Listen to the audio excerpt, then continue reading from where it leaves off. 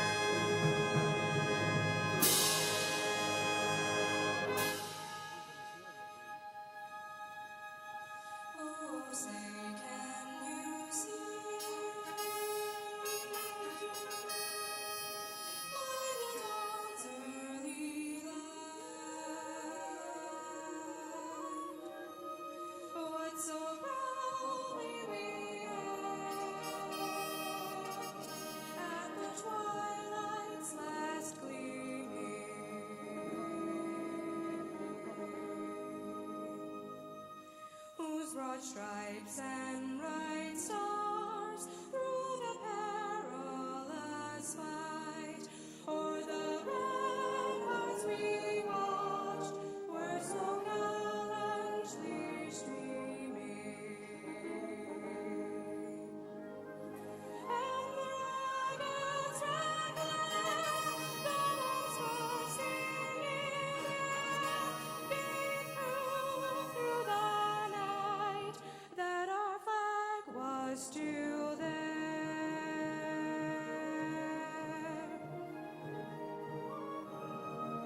Oh, say does that star-spangled banner yet wave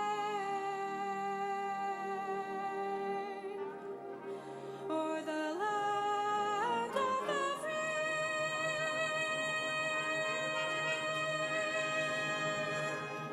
And the home of the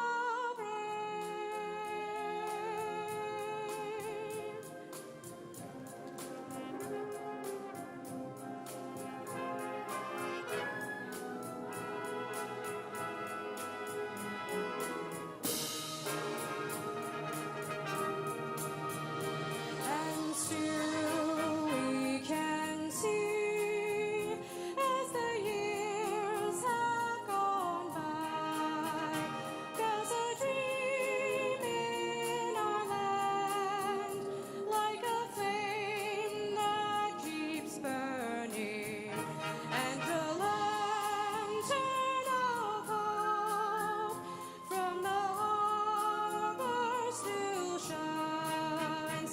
Those who seek freedom's dream to its light are still turning. Now we look to the skies and we lift up our eyes, for we know with the dawn we will see our flag rise.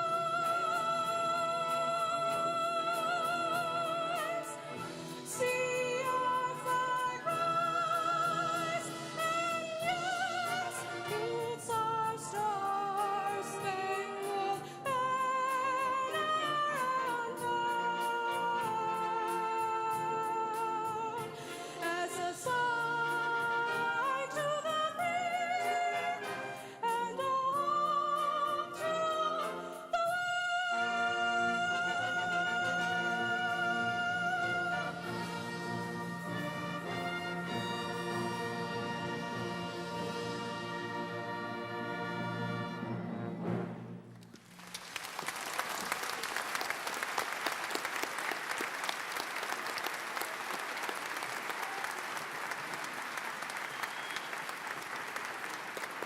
Thank you. Please be seated.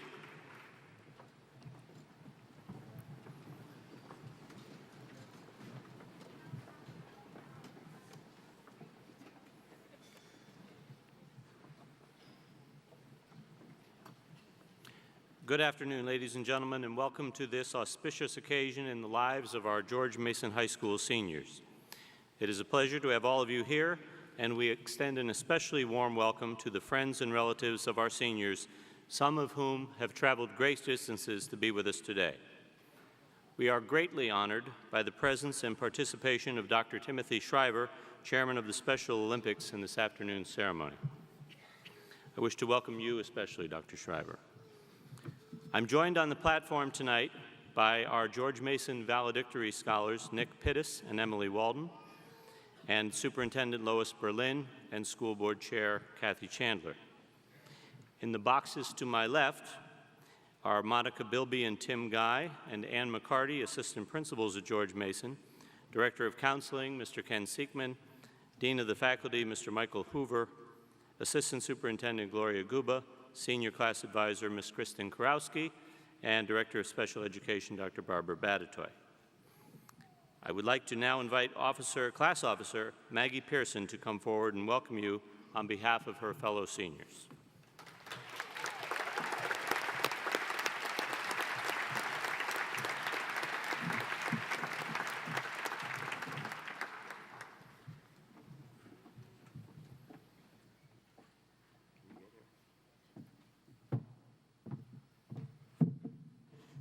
Good evening, ladies and gentlemen. My name is Maggie Pearson, and on behalf of the class of 2006, I welcome you to tonight's commencement. This is a very special day for all of us gathered here. We have been working hard toward this important moment and have been waiting anxiously for it to arrive. The members of the class of 2006 of George Mason High School are now ready to go out into the world and begin a new journey. Congratulations, fellow classmates, we've made it. Now it is my sincere pleasure to introduce the School Board Chair, Ms. Kathy Chandler, who will bring greetings from the board.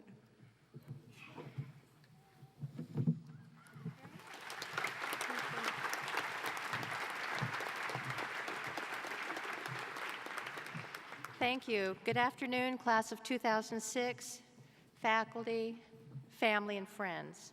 On behalf of the Falls Church City School Board, I welcome you to this wonderful celebration of achievement. Graduation is a time of traditions. It's really awe-inspiring to have this event in this beautiful venue, so rich in history. 7 years at Constitution Hall is a relatively new tradition for our graduation, but I hope it continues as it allows our whole community to participate. Another tradition, of course, is the senior trip. I heard you had a great time at King's Dominion yesterday. That is a joke, you can laugh. I am also sure that you enjoyed the bus ride. After all, George Mason of the Bull Run District has a tradition of sending its students on long rides in uncomfortable school buses. After tomorrow morning, your next encounter with the school bus will likely be as parents of your own kindergartners, anxious to be big kids, riding the bus for the first time. To us parents, that seems like yesterday, and you were those young kindergartners, anxious to be on your way to school. Thank you, parents and guardians, for your involvement with our schools. The diplomas earned today are a family achievement. You supported your students in so many ways. You urged them to do their homework, you woke them up to go to school, you proofread their papers, you discussed assignments, and you filled auditorium and stadium seats. In addition to what you have done for your own children, you have contributed countless hours to our system through your involvement in the PTAs, the athletic boosters, the band boosters, and school board advisory committees. Through your personal efforts and through organized focus groups and community surveys, you have helped us see our strengths and weaknesses, and we are richer for your participation. Thank you in particular for your feedback this year as we developed our new strategic plan. The new plan will guide us to be an even better system in the future. As most of you know, 3 of my fellow board members are also graduating this year. Their terms of office end on June 30th. As an alumni parent and a member of this community, I'd like to thank Ruth Brock, Jay Grusin, and Jerry Barrett for their combined 30-plus years of school board service. That, of course, doesn't even include the volunteer work they gave before they became school board members. Because of their strong leadership in the last 4 years, We have a new middle school, and a new addition is being built at Mount Daniel. Please join me in thanking them with a round of applause.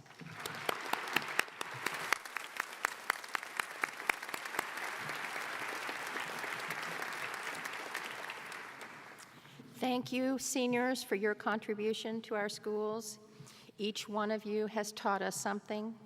You have worked hard and completed a course of study that we believe prepared you for your next endeavors.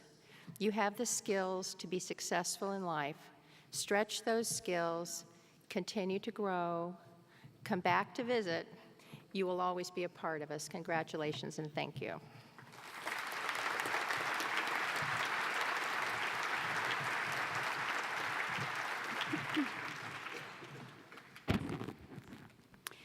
Good afternoon, class of 2006. It is such an honor for me to be here to share your graduation with you. The joys and the challenges you experience together throughout your school years are probably matched only by the enormous pride felt by those in the audience today who love you and who will continue to support you no matter what, your parents.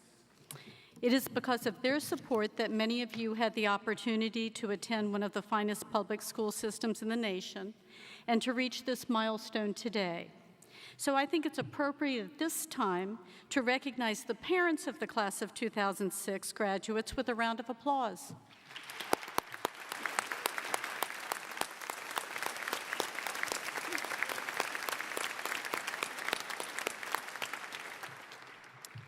While difficult to admit, 36 years ago, I sat where you are sitting today in this grand historic building, and I, like you, no doubt wondered what the future would hold. Yes, that was my high school graduation.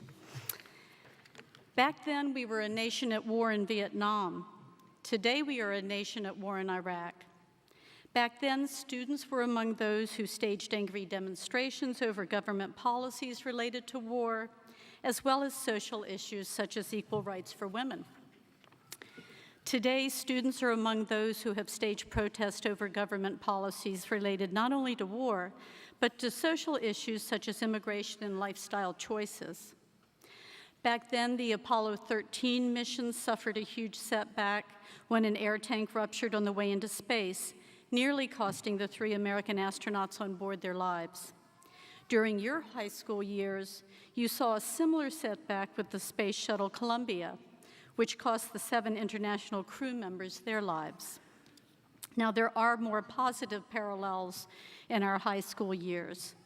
In 1970, when I graduated, the floppy disk had just been invented. Today, as you graduate, microchips, CDs, and email allow us to transfer information at a speed that would have been unimaginable to most of my classmates.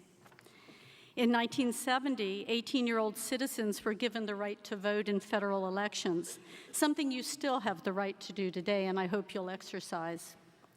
In 1970, the first female jockey competed in the Kentucky Derby.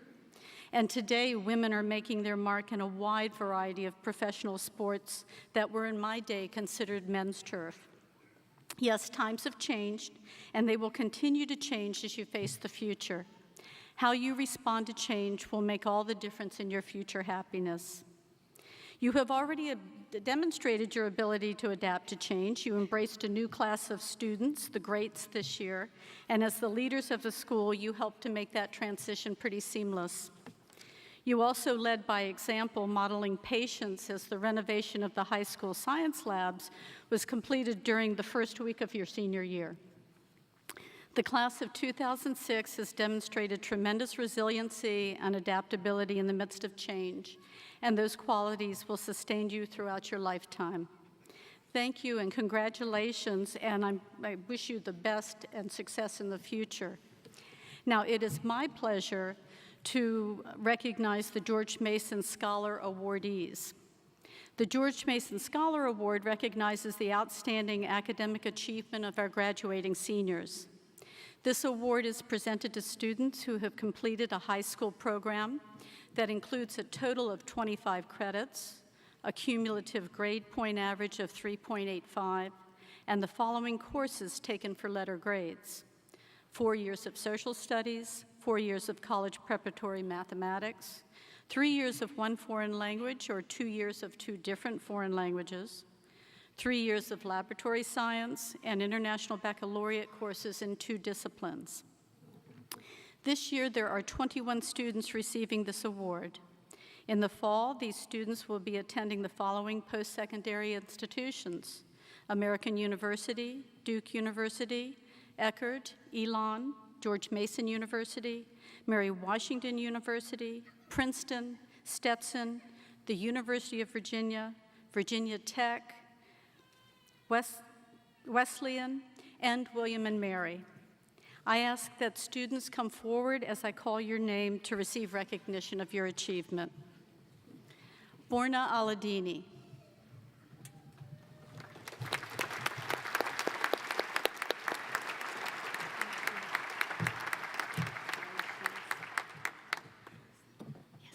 Jasmine Bailey.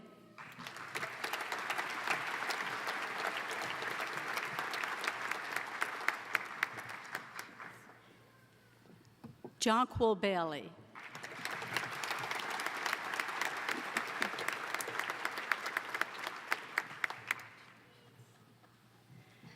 Emily Bowditch.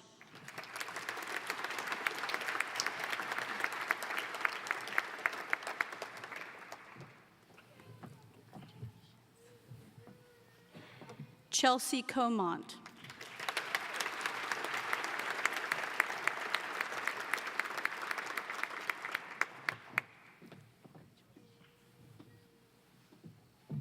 Maya Kolf Schultz.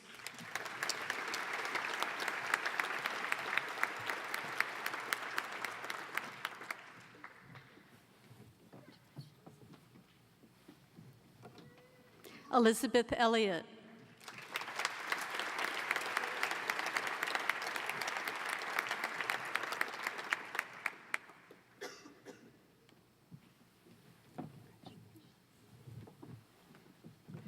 Ryan Heinley.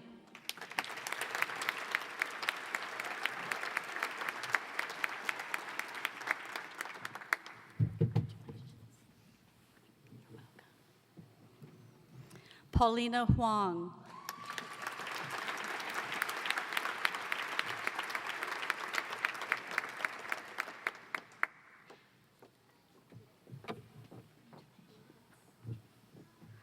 Alexandra Holacek.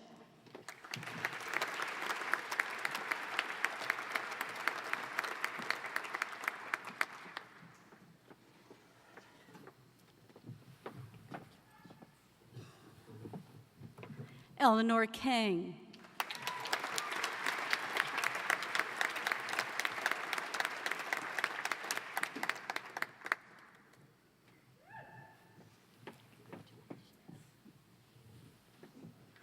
Laura Lynn.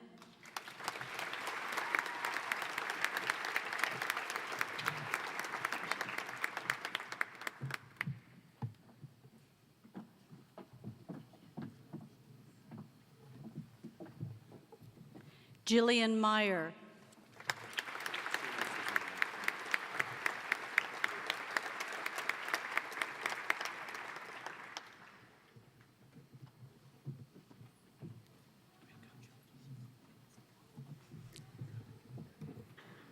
Margaret Mullins.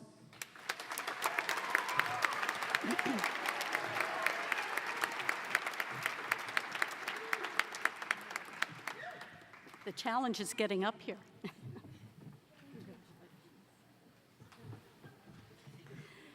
Emma O'Hara.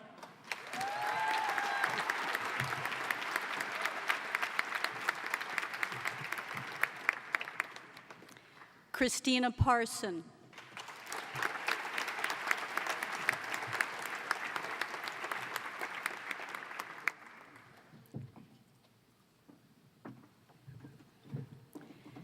Margaret Pearson.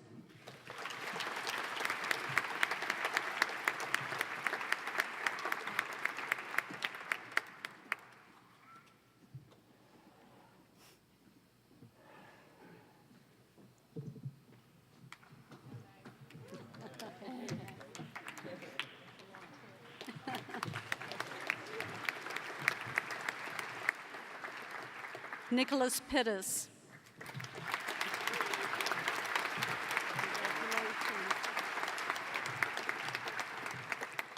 Laura Shu.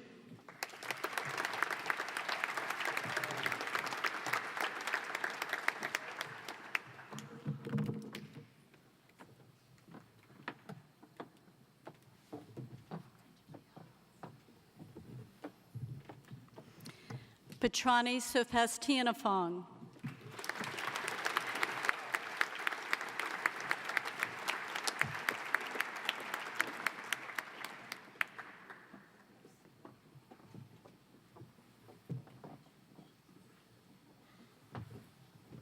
Emily Walden.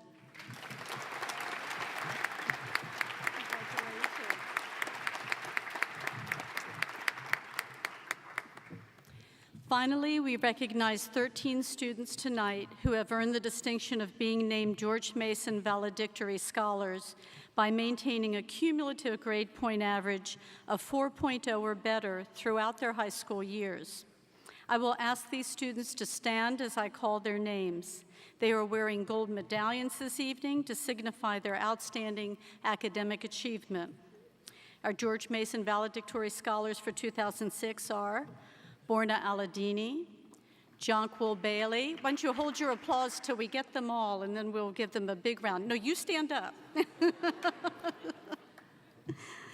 Borna Aladini, Jonquil Bailey, Chelsea Comont, Maya Kolf-Schultz, Elizabeth Elliott, Ryan Heinley, Alexandra Holacek, Laura Lynn, Emma O'Hara, Nicholas Pittis, Laura Shu, Petrani Sophastianafong, and Emily Walden. Please give them a big round of applause.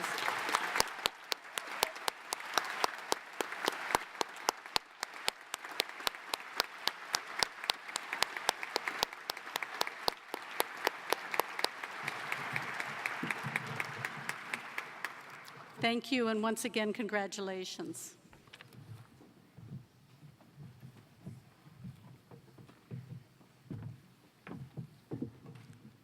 Thank you very much, Dr. Berlin. Good evening, ladies and gentlemen.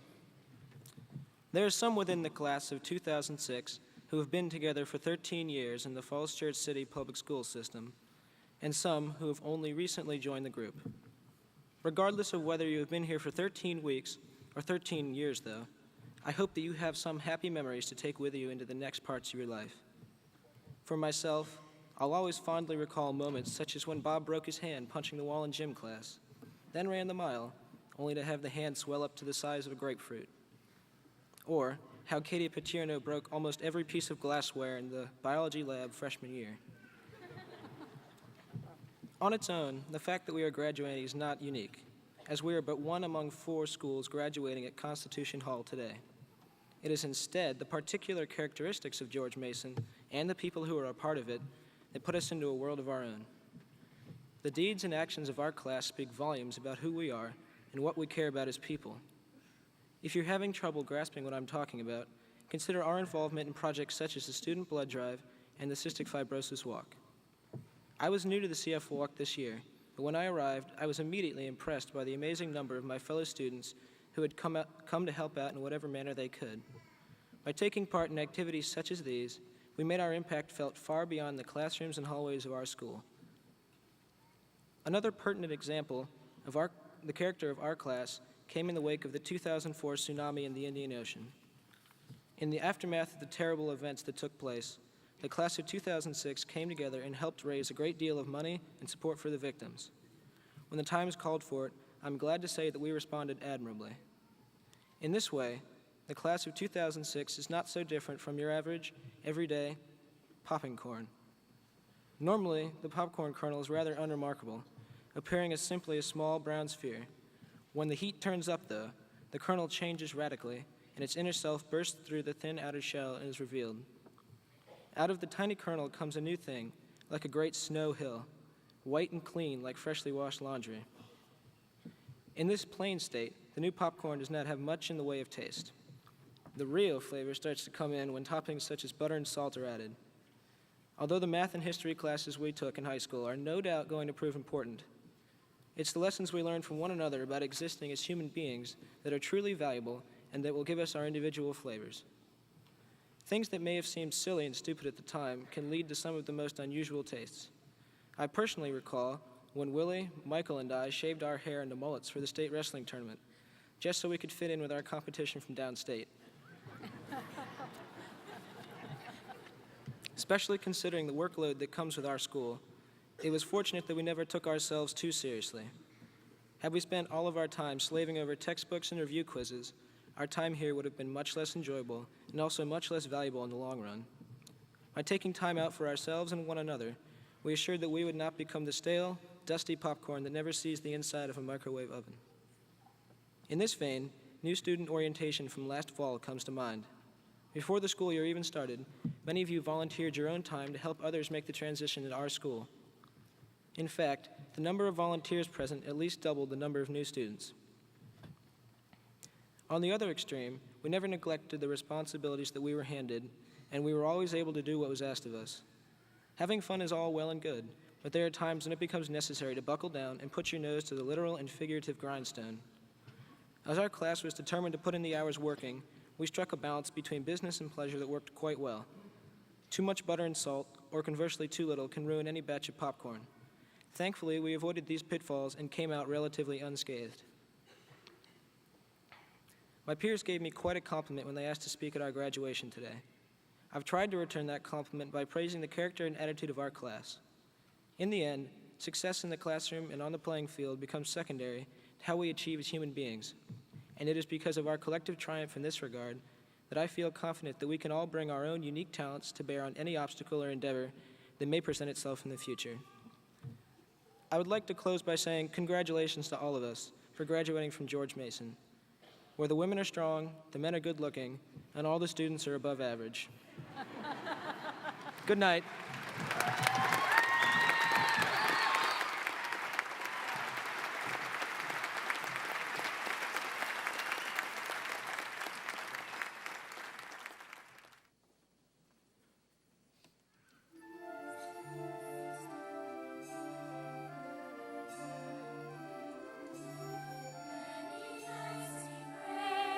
With no proof anyone could hear, in our hearts a hopeful song.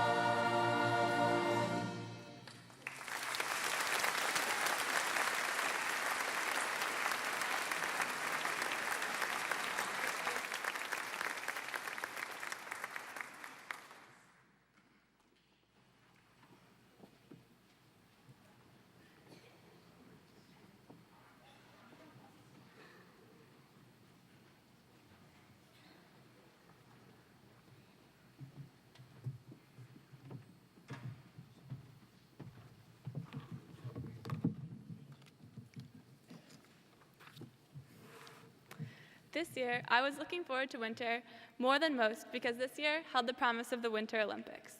I watched the skiing, skating, snowboarding, and even curling with enthusiasm. But the one sport that stopped me from even pretending to do my homework was bobsledding. The 90-mile-an-hour speeds, the slick ice, and the breathtaking curves made it impossible for me to look away. Now, if I were to pick the bobsled team that represents the class of 2006 the best, choices might include the dominant Germans, the well-trained Swiss, or even Home Team USA. But the team that first came to my mind was the Jamaicans. We are a class that is determined, driven, and willing to put in long hours to achieve something we want. But we're also a class who knows how to relax and when to smile. In 1988, a year many of us were born, the Jamaican team made history by becoming its island's first to compete in bobsled. The class of 2006 is also about to make history, as we become the first class to graduate from George Mason as an 8th through 12th grade high school. When we started our freshman year 4 years ago, we were like the 1988 team, learning to bobsled with no snow. Our starts were awkward, and our turns were a little sloppy, but the faculty here at George Mason quickly had us executing training runs like veterans. A coach or teacher can explain the theory or strategy behind each movement, but until a team really clicks, the perfect run is unattainable. Just like at George Mason, if something happens to someone in a 4-person bobsled, everyone knows about it. We have learned to embrace the small size of our class, as it has allowed us to become much closer. We value friendship in the class of 2006, be it friendships that have lasted since kindergarten, freshman year, or ones we have made just this year. The support of these friendships will guide us through the transitions and challenges next year will bring, as well as forming us into the friends we will be in the future. After training hard and learning to work as a team, the Jamaicans made it to the 1988 Olympics. The Jamaican team was wowed as they walked through the crowds of people in the snowy Olympic Village and passed flags and athletes from all different countries. This is very similar to the scene at George Mason. Even in the small city of Falls Church, we have been lucky enough to have students from all over the world become a part of the class of 2006. Our world is a more connected place every day, and the opportunities we have been given at George Mason to meet foreign exchange students and take trips to Chile, France, and Italy have allowed the class of 2006 to explore the world. As I watched the skeleton and bobsled events at this year's Olympics, I was mystified that they looked so relaxed each time a team voluntarily pushed its tiny metal sled down the 800-meter hill. If I were careening down a hill at breakneck speeds, the last thing I'd be worried about would be how to point my toes. And yet, my fellow classmates, I believe we have managed to become as adept as a bobsledder in relaxed situations. This easygoing attitude is something that truly sets the class of 2006 apart. We are a class of athletes, artists, scientists, musicians, and authors. But in addition to all of these things, the class of 2006 is truly a nice class. In a competitive world where it is sometimes only the fastest or the richest that capture our attention, it is easy to overlook this admirable quality that the class of 2006 possesses.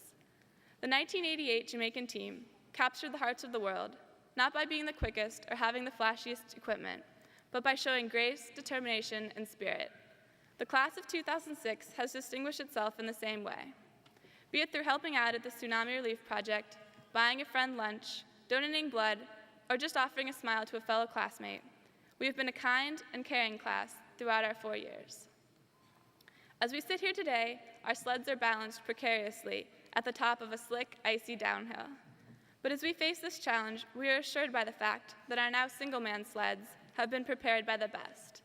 Each of us is ready for the icy turns and bumps that the next race of our lives hold, because we have trained with an amazing faculty, caring parents, and dedicated friends.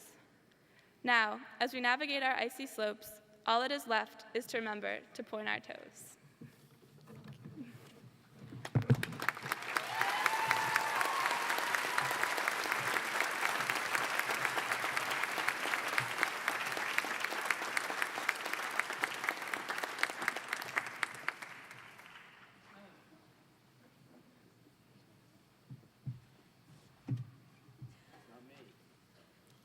You, Mr. Sneed.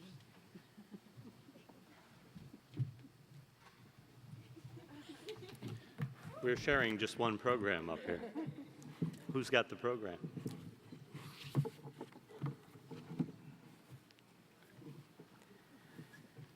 At this time, I would like to recognize two of my colleagues who are serving as faculty marshals this evening. They led our distinguished faculty into the hall. We honor Mr. Brian Dixon, our IB coordinator, who is retiring this month, and Ms. Mary McDowell, who this year leaves her position as science teacher and department head to become assistant principal next school year. I'd like to ask them both to stand, please, and be recognized for their fine service to these seniors and to many other Mustangs before them. Mary and Brian.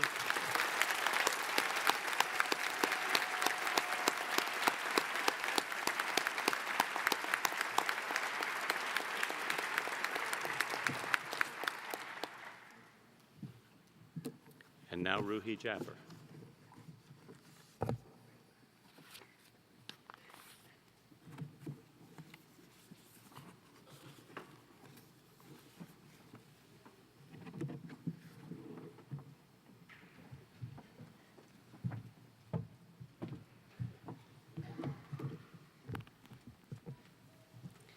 Dr. Shriver, the class of 2006 would like to thank you for speaking today by donating a check to the Special Olympics. Thank you for all that you do and for giving generously of your time to help others.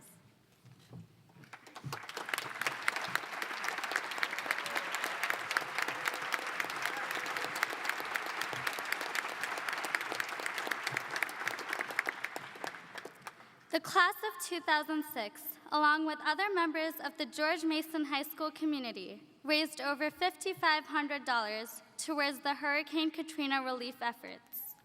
In addition, a book fair was organized by the senior class that raised over $1,400 for the Falls Church Winter Shelter for the Homeless. The class of 2006 knows the importance of giving back to the community and will also be making a donation to the Habitat for Humanity. The senior class will also be making a donation to the University of Virginia's FORCE organization. FORCE stands for Fighting, Overcoming, and Responding to Cancer Everywhere. This donation is being made in honor of Nora Hemphill, a 2005 graduate of our school and a student at the University of Virginia.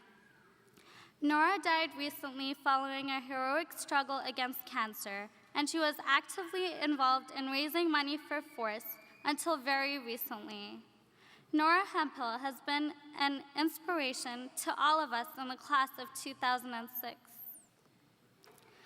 As many of you know, the senior class always look forward to the great picnics and grilling in our very own senior courtyard. Mr. Snee, the gifts that the class of 2006 are presenting to the school are a new state-of-the-art grill, grilling tools, and coolers so that the classes that follow ours can continue having fun in the senior courtyard.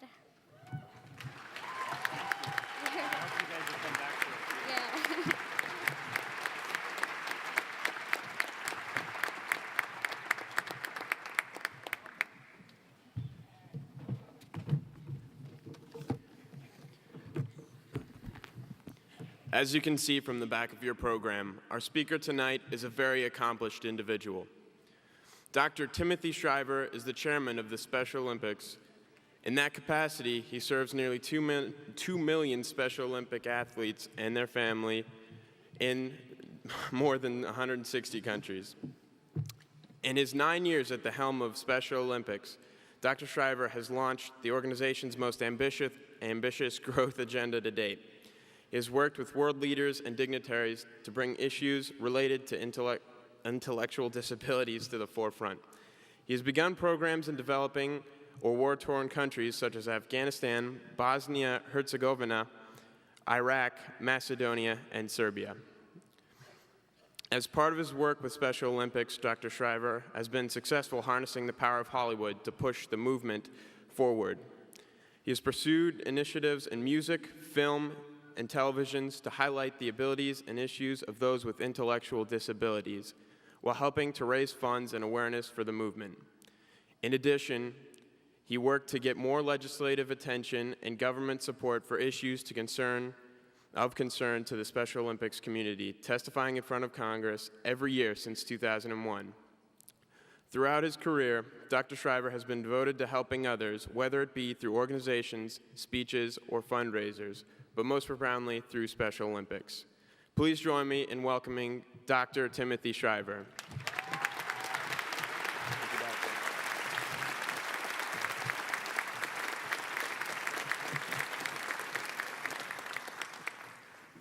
Thank you very much, Robert, and thank you all, Principal Snee, Ms. Chandler, Ms. Berlin. I want to say it is an intimidating role to come up here and speak after Nicholas Pittis and Emily Walden. You guys were fantastic. Congratulations. And for all of you in the class, you should be very, very proud.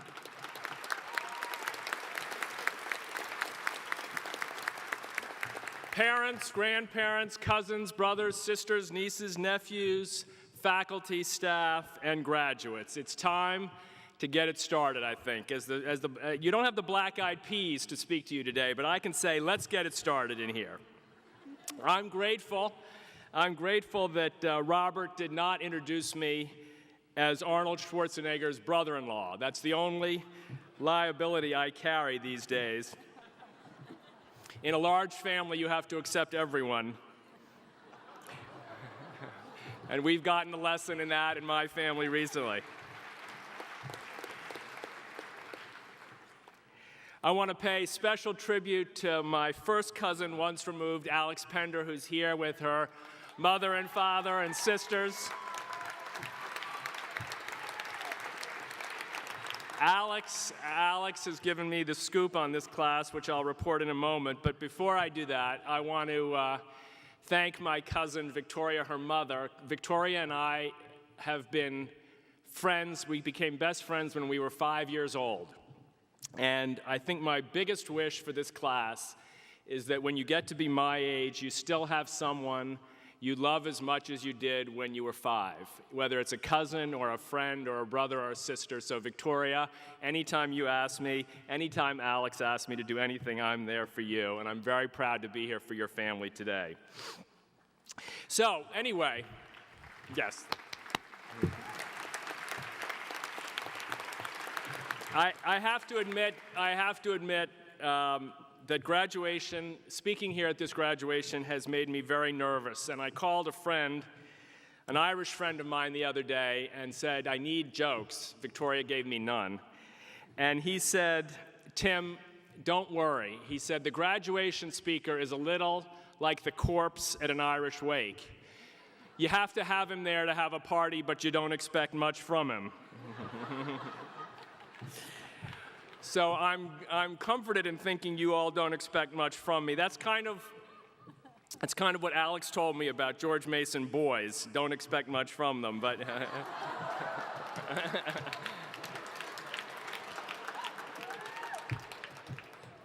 that's not true. That was just a joke. Is she blushing? Graduates, you should be, just as you've heard already, be very proud of you, of your accomplishments and of this class. I've heard so much about this class, its commitments. You've heard it up here already today. The sense of school spirit, the Sixth Man program, your district championships, your state championships, your distinguished academic achievements, and all of these things, it's clear to me that this class has come to understand that the loyalty and caring and happiness and niceness is in some ways almost as important as victory. And in some ways, it seems that you've learned one of the great riddles that we all struggle with, which is that the spirit and the kindness and the loyalty sometimes produce the wins and the victories and not the other way around. That it is just as important to be loyal and caring to one another as it is to win.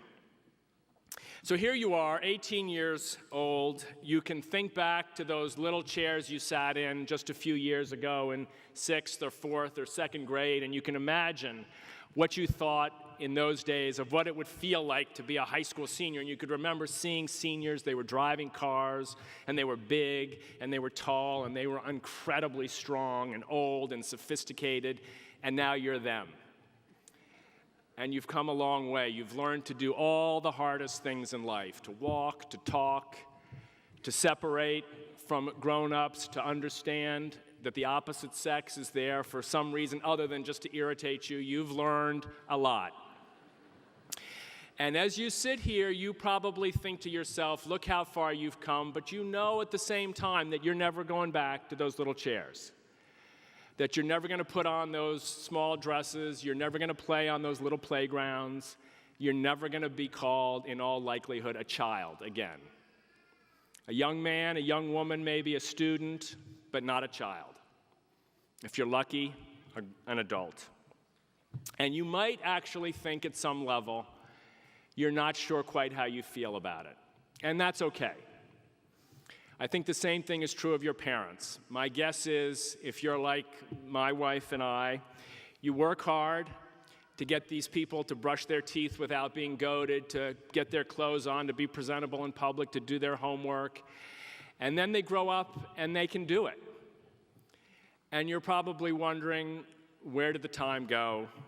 And exactly how proud you are of them is probably matched in some way by your ambivalence about how big and strong and independent they've become. And that's okay too. This is part of today, never yet again being in those little chairs after today, headed off into the big world. And now you'll hear different questions. People will, instead of asking you where you're going to college or what your job's going to be, they'll ask you stuff like, what's your major going to be? Or what are you going to do when you get out of college? And I want to suggest to you briefly that that's the wrong question. Everybody will ask you, but I suggest to you that it's not the right question for you to think about. I would suggest instead that you think about a far simpler question, but a far more, in some ways, perplexing one, which is, what will make you happy? What will make you happy in the days ahead? What will make you happy in college? What will make you happy afterwards? What will make you happy today? Not what will bring you fun, not what's an activity that'll be a good time, but what will make you happy. Now, you'll be bombarded with role models who will try to answer this question for you or help you answer it, and I want to suggest not to mix up the wrong role models with the right ones, because the ones you'll see are likely to be the ones who have been successful. They've made it. But they are not necessarily the ones who are happy. On the cover of magazines, on the front page of newspapers, on television, you will see all of the stories of how to be successful. Probe them for stories of how to be happy. They will not be the same people in all likelihood. And the great and unbelievable irony of my career has been that the role models I've found about how to be happy are not in any of those places. They are, in the end, the most vulnerable and rejected and simple, in some ways, people on the planet, people with intellectual disabilities. It's a mouthful. People who used to be known by the very painful words mentally retarded. There are 200 million people with an intellectual disability in the world today. Most never go to school. Most have no cell phones, no iPods, no nanos, no ringtones, no long list of speed dials, no cap and gown. Many live in institutions. Many live at home with parents who are often afraid to take them in public. Many are denied health care. Many are denied even the simple gift of friendship. And yet, in my work, in the luxury of being in my line of pursuit, they have given me the greatest lessons in happiness I could ever imagine getting. Let me share just a few very quickly, because I know I'm the only thing standing between you and your diplomas. I think so. Unless there's another grade out there that you haven't passed, and then we got a bigger problem. Let me first tell you the story of Troy Daniels. 2 years ago, Troy Daniels graduated with his class in Northfield High School in Vermont. He was asked by his class to be the valedictory, one of the two. He's a young man with Down syndrome. He gave a 2-minute speech, much quicker than mine already. I want to quote to you just a few sentences from Troy Daniels' speech to his graduating class. He says, and I quote, "Not too long ago, people with disabilities could not go to school with other kids. They had to go to special schools. Now a law says that I can come to school in my neighborhood, but no law can make me have friends. When I came here, some kids started to think that I was okay, and then there were one or two who were nice to me. They found out that I cared about them, and they cared about me. I told them I wanted to have real friends. We started to learn together and found out that in some ways we were different, and in some ways we were the same. They called me friend and made sure that I was included in everything at school. I cared about them, they cared about me. He closed by saying, I want all people to know and see that these students, who I call my friends, are the real teachers in life. They are showing you how it should be. I am a person with a disability, and the law says I am included. But it is my friends who say, Troy, come sit by me. For me, Troy Daniels is a role model of happiness. He came to understand and has come to be a teacher of the simple principle that happiness comes from caring for one another. Often nothing more elaborate than that. And I suggest to you graduates that if you learn Troy's lesson and that you reach out to someone who is different, someone who you may fear, someone who you don't know, with the simple words, come, sit by me, you will find much more happiness than you can possibly imagine. Consider Loretta Claiborne. Loretta Claiborne was the youngest of 7, born in a housing project in York, Pennsylvania. At the age of 2, her mother found from the doctor that she had an intellectual disability. She was told to take Loretta to a state institution to leave her for the rest of her life. Rita Claiborne, her mother, loaded her into the car at the age of 4 to drop her off at Eastern State School in Pennsylvania, and drove the long drive to that school to leave her daughter for the rest of her life. And when she got there and she looked around and she saw the sadness of that place, the despair, the loneliness, she took her daughter home. With no money, no job, and not much of a future, she decided that she was going to raise her Loretta. Loretta was thrown out of 3 different schools before she reached high school. But within a few years, she was asked by a coach if she wanted to run.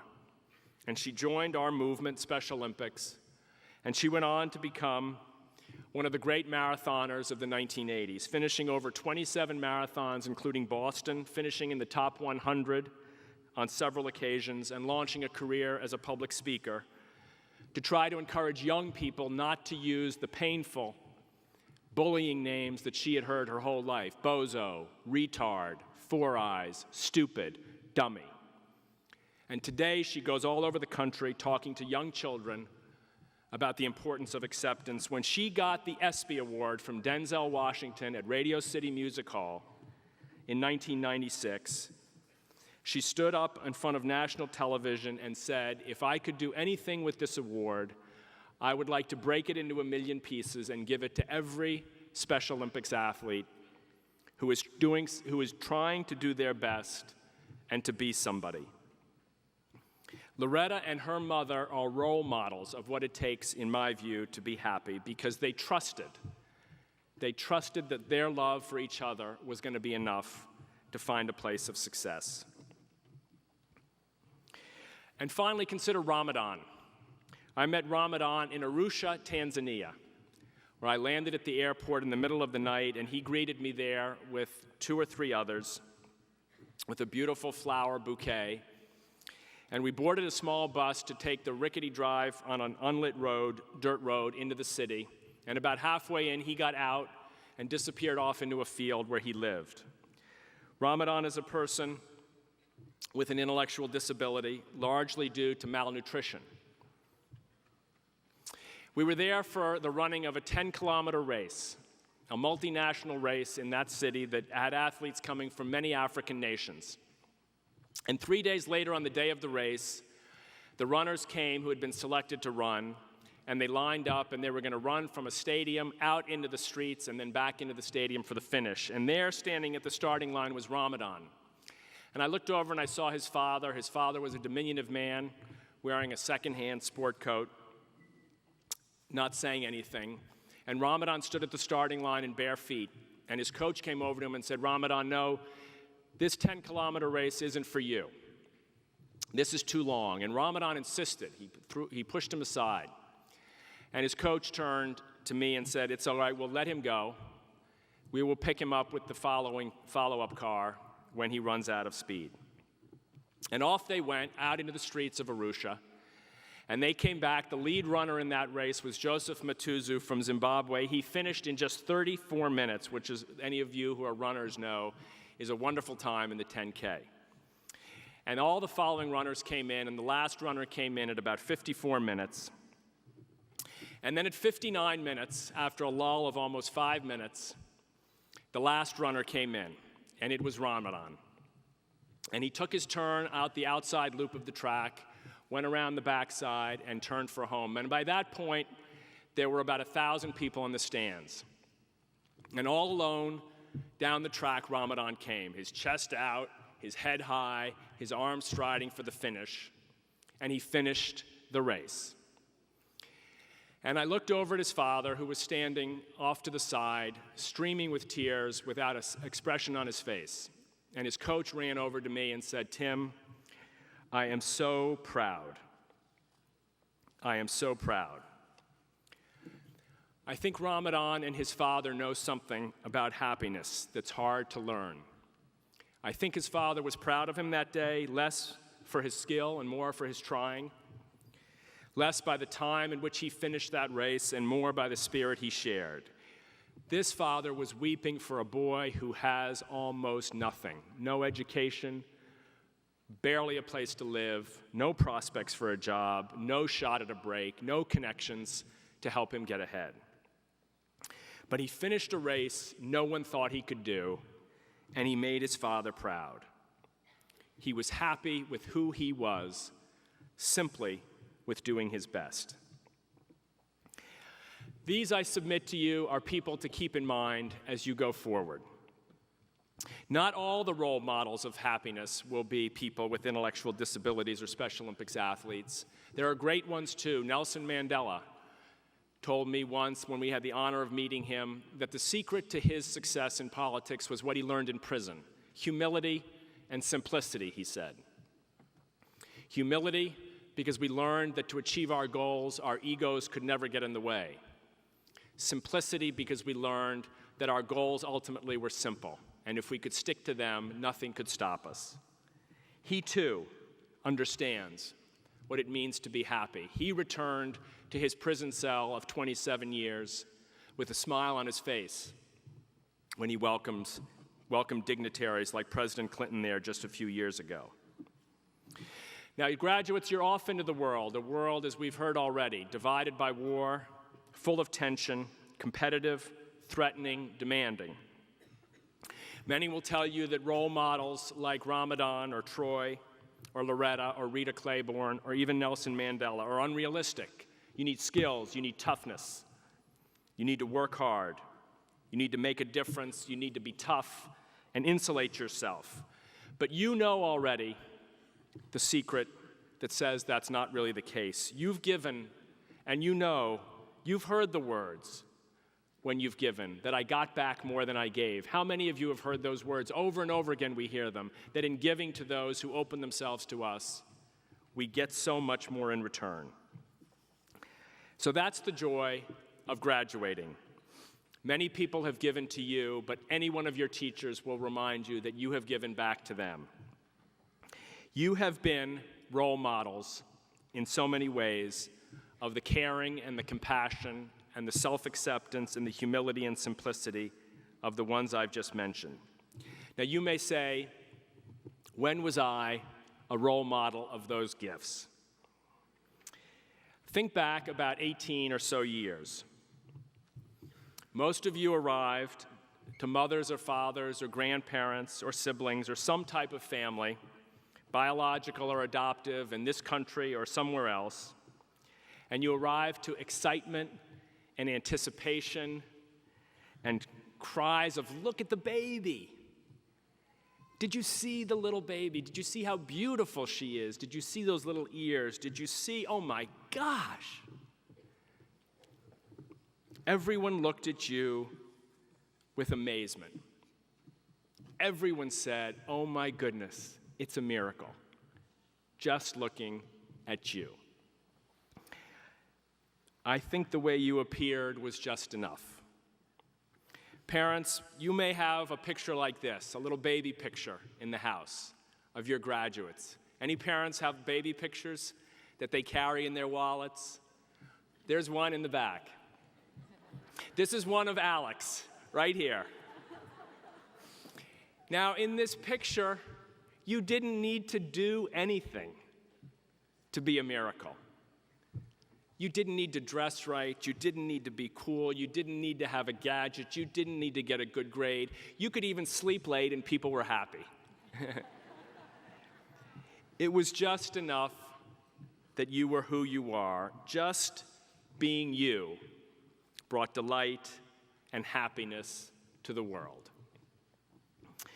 So off you go with that hope that just being you is enough. And I leave you with words spoken many years ago by Albert Einstein, who said, there are really only two ways to live. One as if nothing were a miracle, and one as if everything were a miracle. Class of 2006, believe me, you are miracles. Congratulations.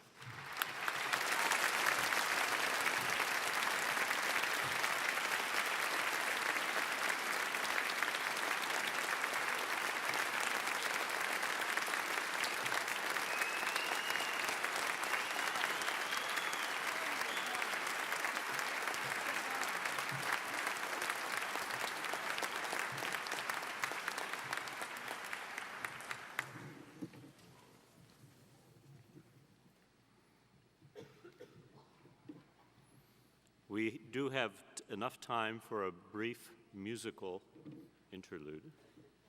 Bob? Guys? Thank you.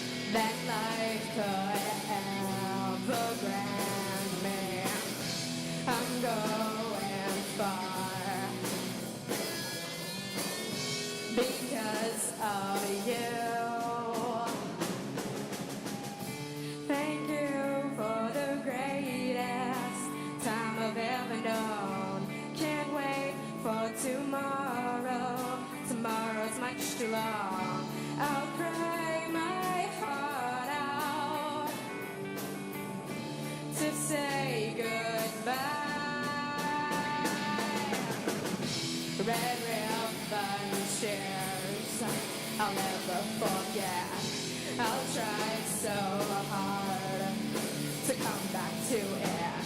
My angel wings will spread and take flight. My fellow kings, thank you for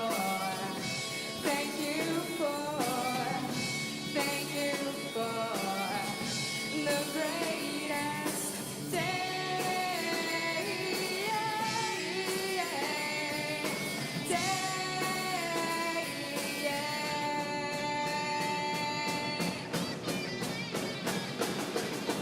we're gonna change the world.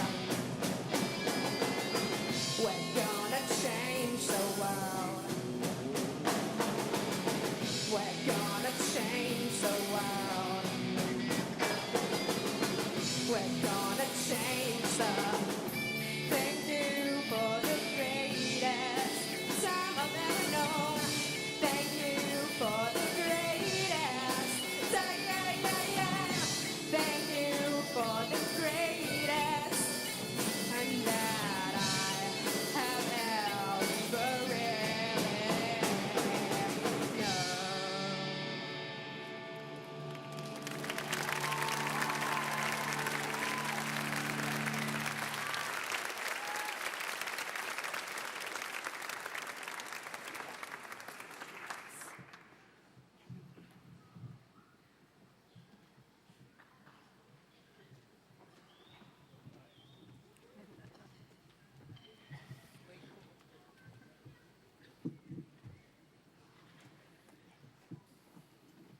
You guys want some diplomas?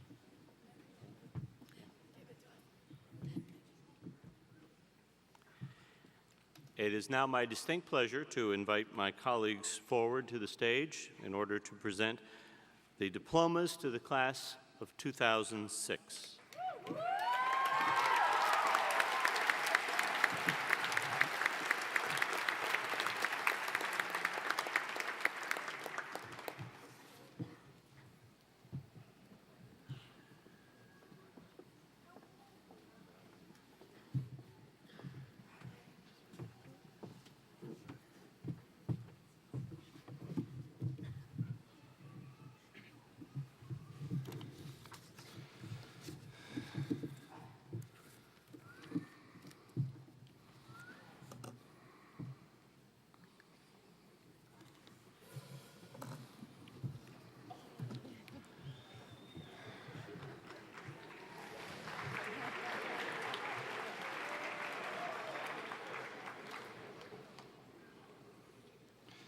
Nicholas Andrew Deatley Pittis.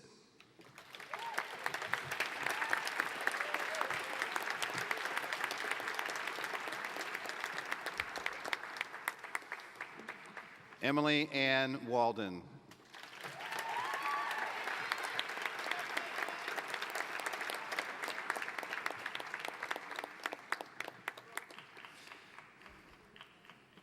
Caitlin Glenda Acosta.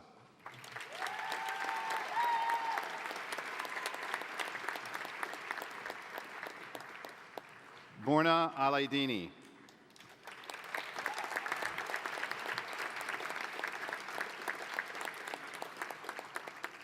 Jared Malik Allen.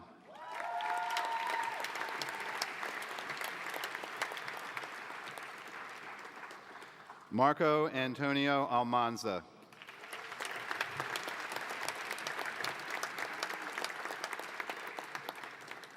James Jimin An.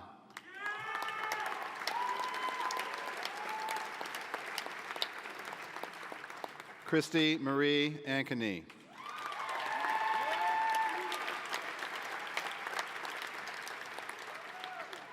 Jasmine Deandra Bailey.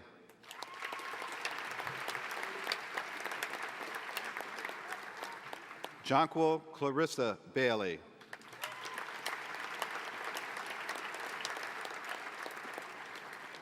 Oda Aline Baxter.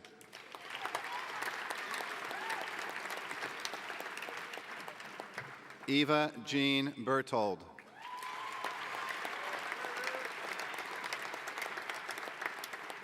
Jorge Alberto Blanco Hernandez.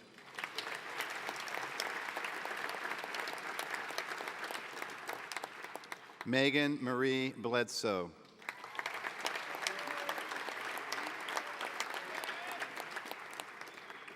Eric Jackson Blush.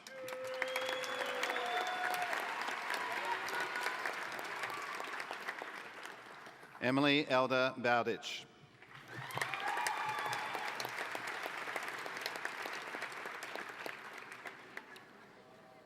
George Alexander Breeden.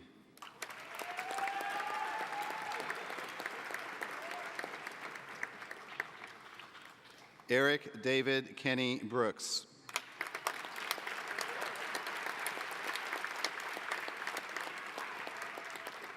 Robert Reed Bumgarner.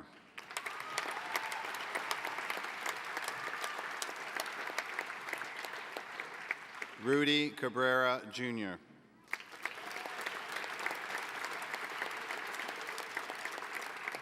Pablo Alfonso Calderon.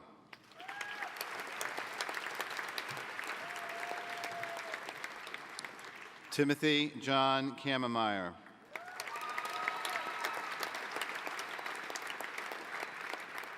Rodrigo E. Campero.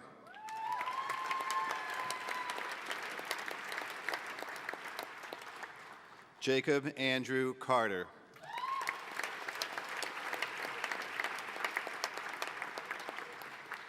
Lauren Elizabeth Carey.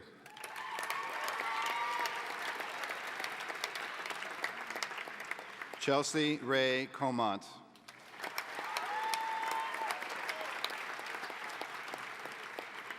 Perry Carr Kazan.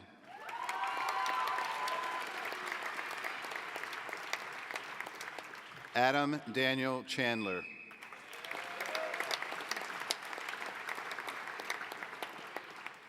Michael Andrew Chavez.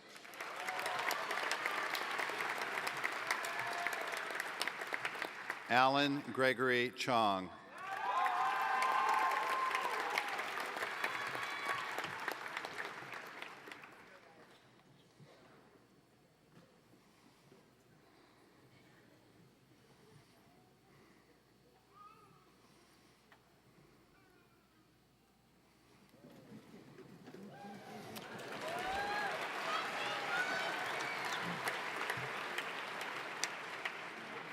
Chad Randall Crisco.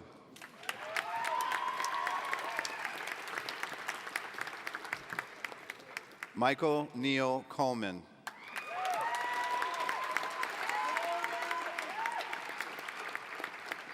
Brian C. Collins.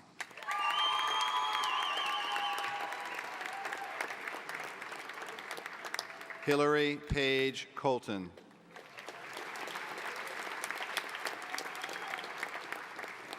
Maya Koff Schultz.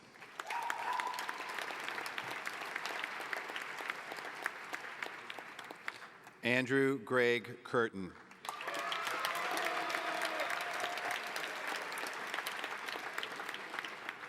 Hayes Sidney Davis.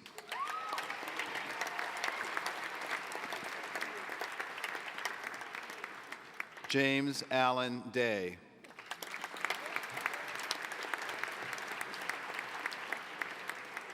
David Sebastian De Leon.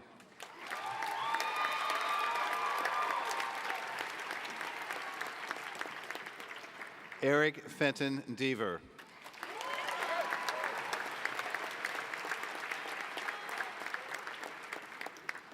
Julie Lynn Dorsey.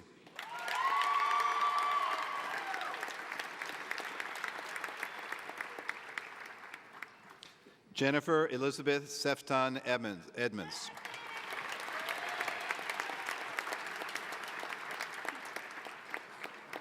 Maura Elizabeth Skoog Emer.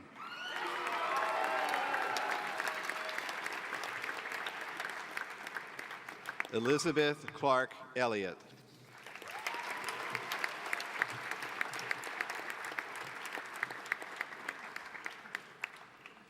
Rebecca Engberg Peterson.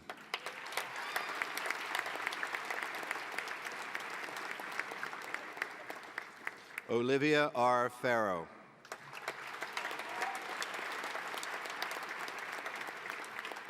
Stephen Glenn Finley.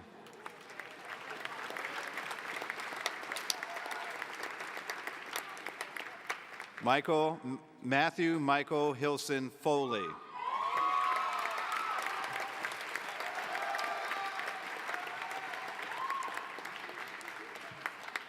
Janet Eve Gagnon.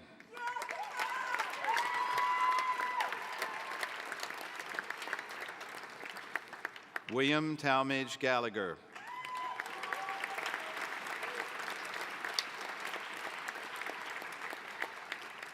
Catherine Lenore Gordon.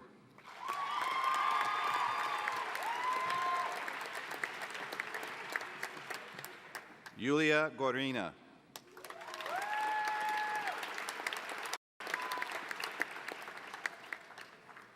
Benjamin Maru Greenberg.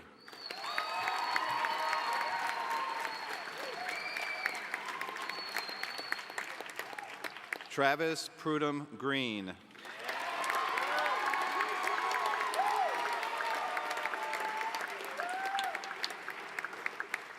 Stuart McKinstry Gregg.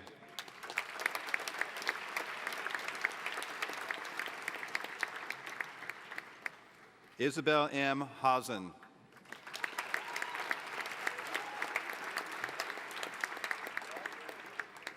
Zachary Daman Hall.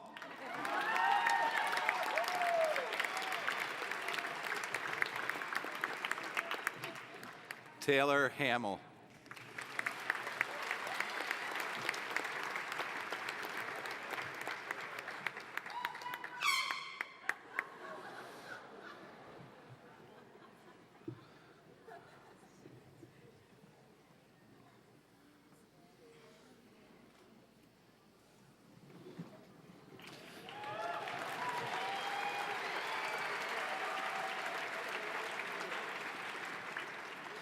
Caitlin Ann Howder.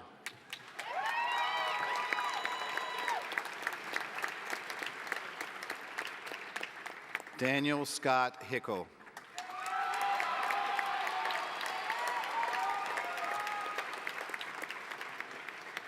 John P. Hillegas.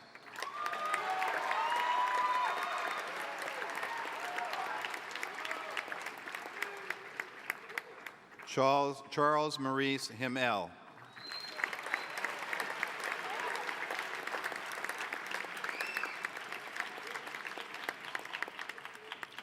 Ryan Kale Heinley.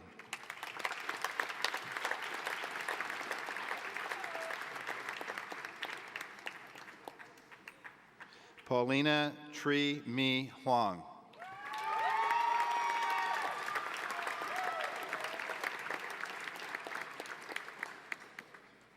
Alexandra Nicole Holacek.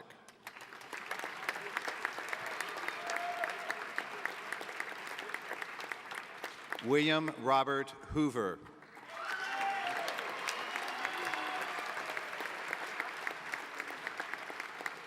James Ross Hunt.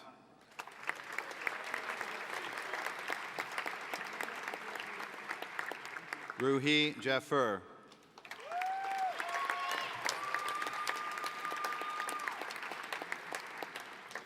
Jennifer Burke Jenkins.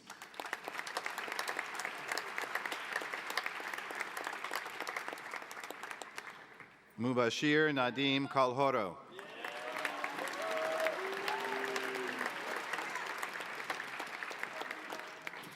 Eleanor Park Kang.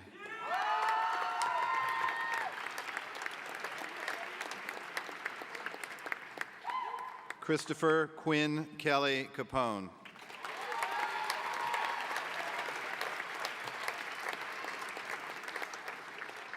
Tashdid Khan.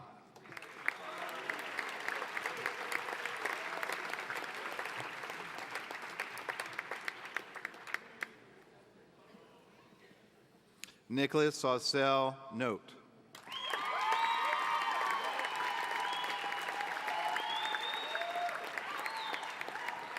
Valdis Cravalis.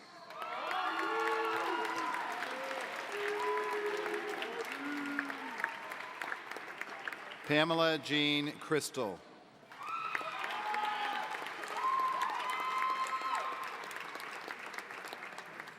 Matthew Craig Langford.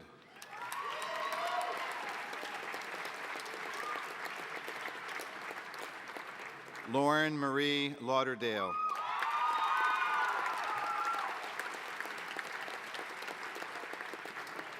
Amanda Jean Lavelle.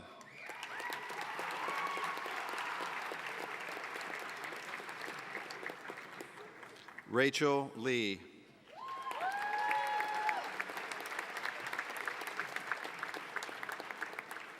Scott Crawford Lemon.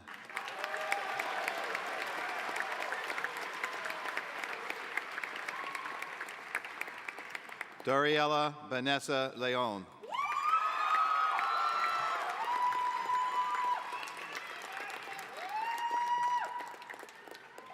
Laura Lynn.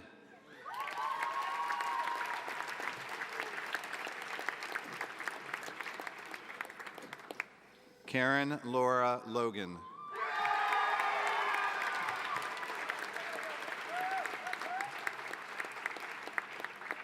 Meredith McKinnon Lowe.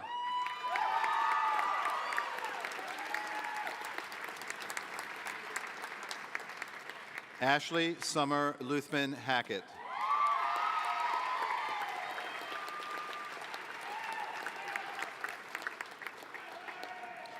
Jillian Rose Meyer.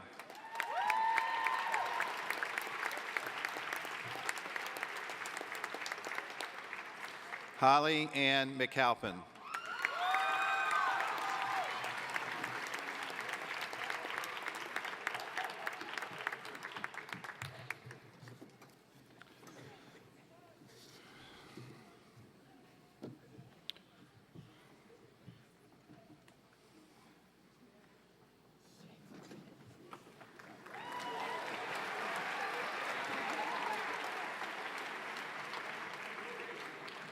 Patrick Dylan Fitzgerald McCleary.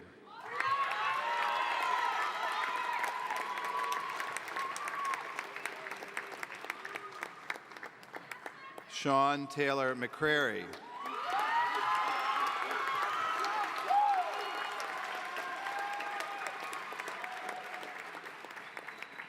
Christopher P. McMahon.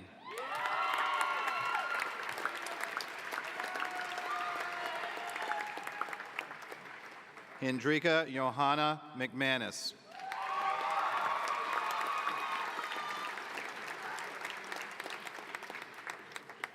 Paul G. Meany.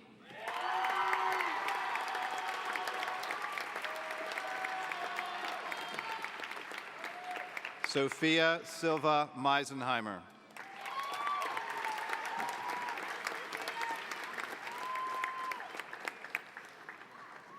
Victoria Vladimirovna Molina.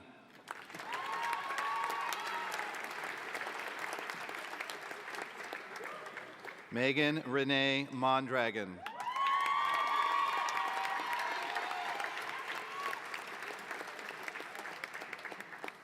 Lauren Ashley Moore.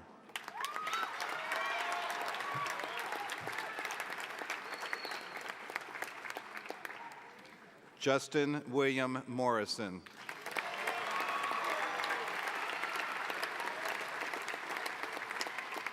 Racho Vladimirov Mutofov.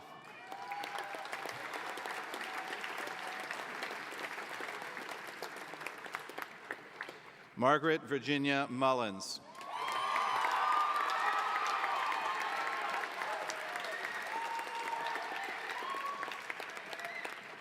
Sean Michael Nannery.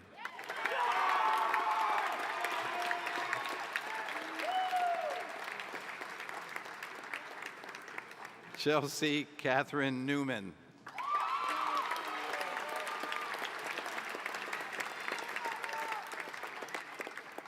Joseph Neil Perez Obasan.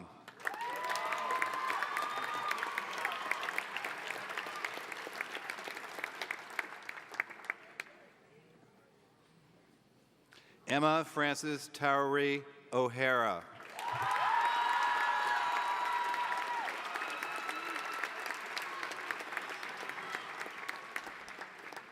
Vadim Onashenko.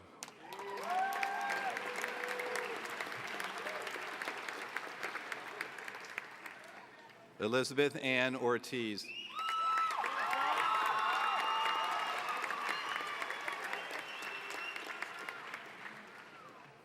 Mary Margaret O'Toole.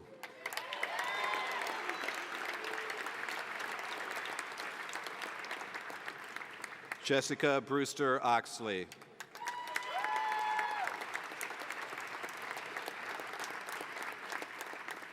Andrew K. Parker.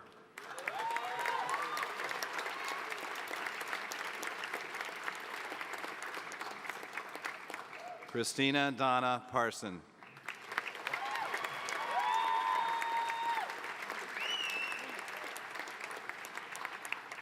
Caitlin Hope Paterno.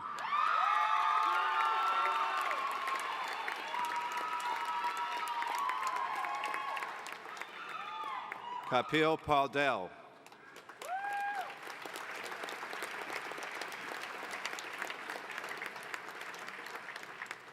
Alexandra Lawford Pender.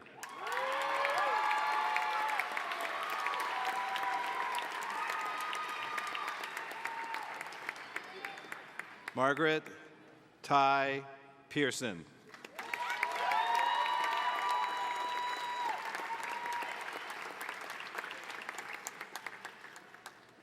Marissa Elizabeth Ponte.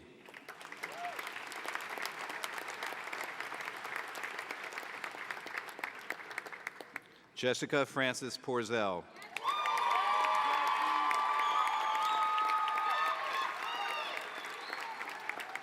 Andrew Lane Pusick.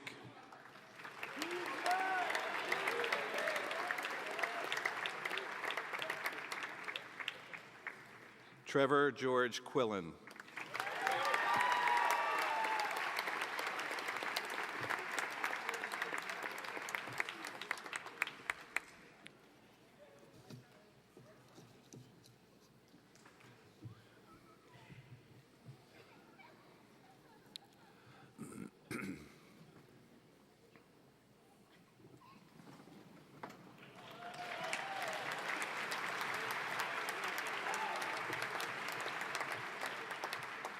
Radha Ramachandran.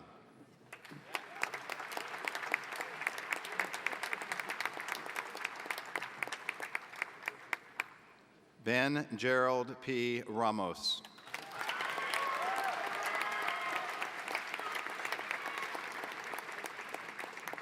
Sylvia H. Rondrianassol.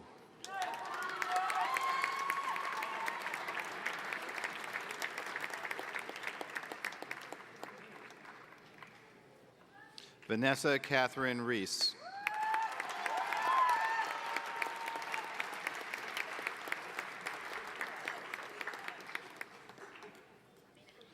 Jasmine A. Robinson.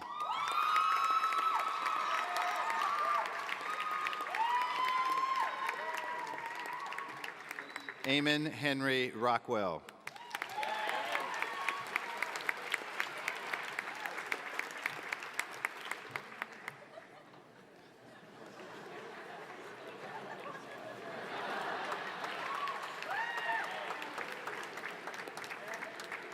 John Blake Root.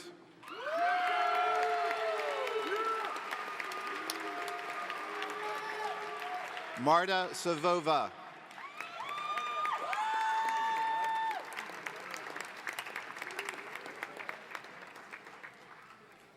John Joseph Schwingel.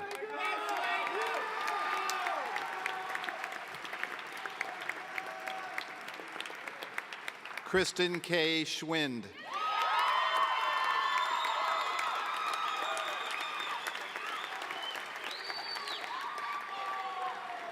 Laura Lee Shu.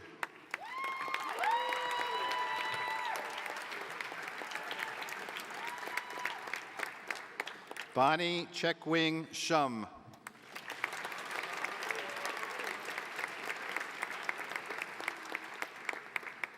David Townsend Slott.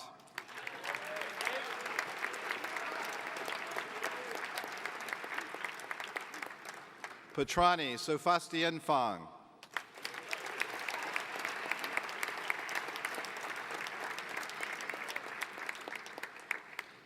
Grace Carlos Starbird.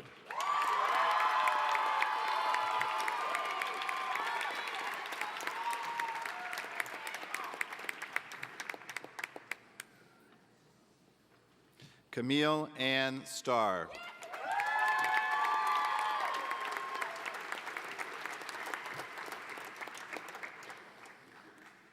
Deborah Lee Sullivan Leegee.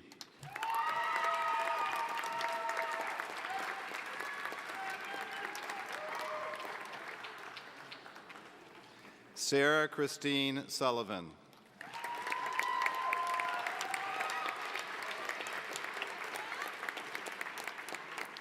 Michael Lee Taylor Barnett.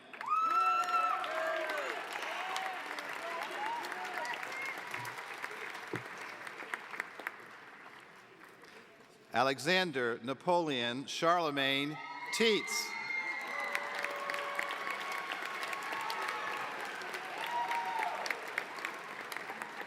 Brandon Kent Ting.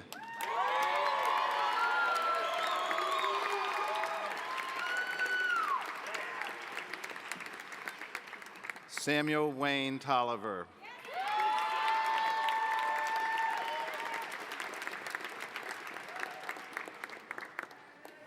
Andrew Tonkin.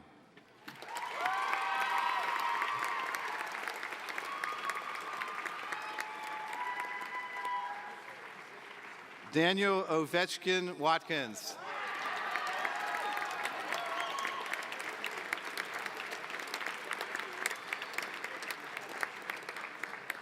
Bjorn Joseph Westergaard.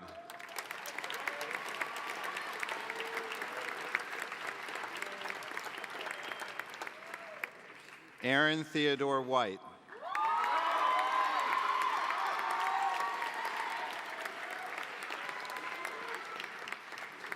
Haley Maureen Wood.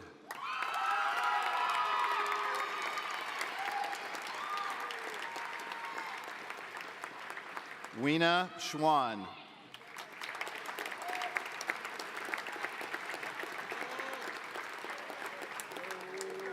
Joel Robert Yatsko.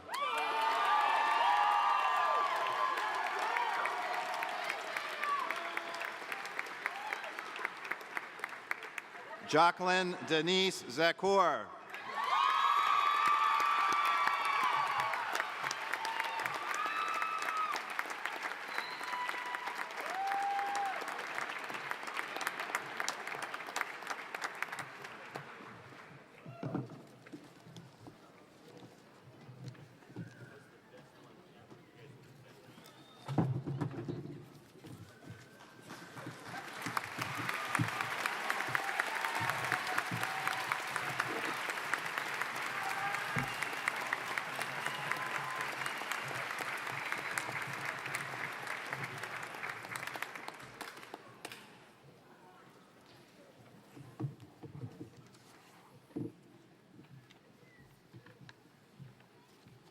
You guys even look smarter.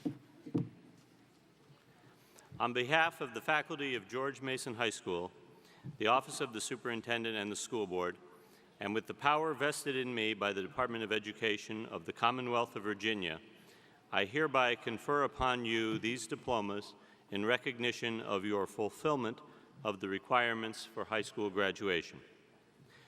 Dr. Shriver, Ms. Chandler, Dr. Berlin, faculty of George Mason High School, parents, relatives, and guests, I am delighted to present to you the George Mason High School graduated class of 2006.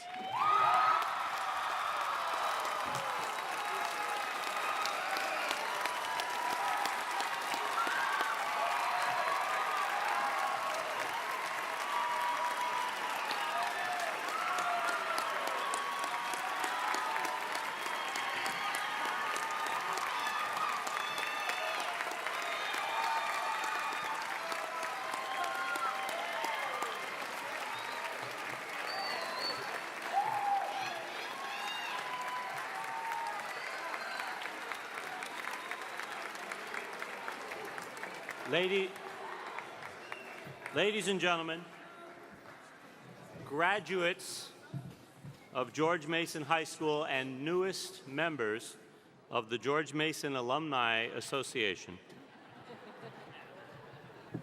The faculty led you into this hall tonight, but you will lead us all out of the hall. The symbolism of that cannot be overstated. As each of you goes from here, pausing only to ring the bell to signal both your departure from high school and your arrival at the next stage of your life, go with our gratitude, our admiration, and our deep respect. And go, too, with the knowledge that we will continue to expect great things of all of you.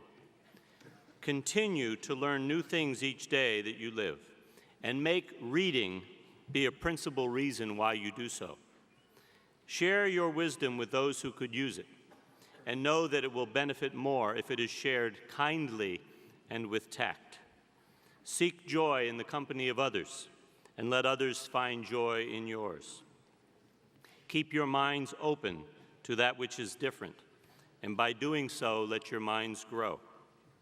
Travel to other lands and immerse yourself in the languages and cultures of those you don't yet know. Read, and when you're finished, read something else. And finally, come back and see us. Tell us of your adventures, your successes, even your disappointments, but your dreams. And until next we meet, take care of yourselves and of each other. Enjoy this evening, celebrate, and take tomorrow off. And now I ask your fellow officer, Laura Shue, to bring this ceremony to a close.